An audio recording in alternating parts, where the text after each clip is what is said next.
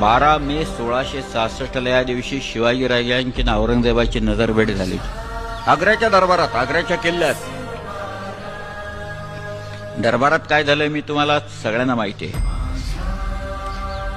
पण त्या भेटीच्यानंतर औरंगजेबाने दरबार बरखास्त केला आणि त्याला भेटायला खूप लोक आले.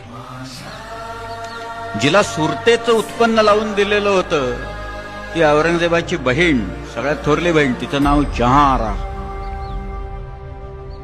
तिला बेगम साहिबा, पातशाही बेगम म्हणून किताब होता.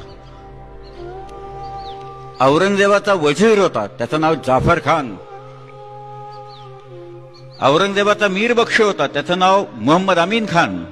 मारवाडचा राजा होता जसवंत सिंह. असे अनेक लोक औरंगजेबाला भेटायला आले आणि ते म्हणाले, हा तर एक साधा भूमी आहे, हा तर एक साधा जमीनदार आहे.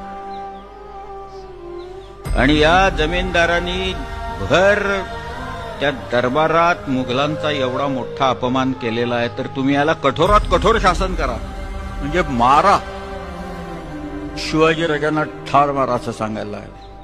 औरंगजेबाने सगळं ऐकून घेतलं, त्यानं काही केलं नाही. पुढे 2 किंवा 3 आठवडे झाले असतील. शिवाजी राजांनी ह्याच्यात नेमकं काय केलं हे कळायला मार्ग नाही. पैसे वाटले आहेत त्यांनी, एवढं मात्र खरं आहे.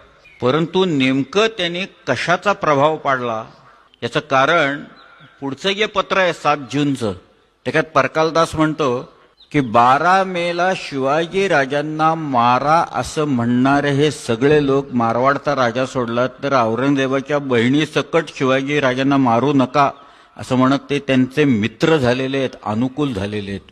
2-3 आठवड्यात औरंगजेबाची बहीण शिवाजी महाराजांच्या बाजूने बोलायला लागली. काय घडलं असं नेमकं? पण शिवाजी महाराजांची वागणूक आणि वर्तणूकच अशी होती.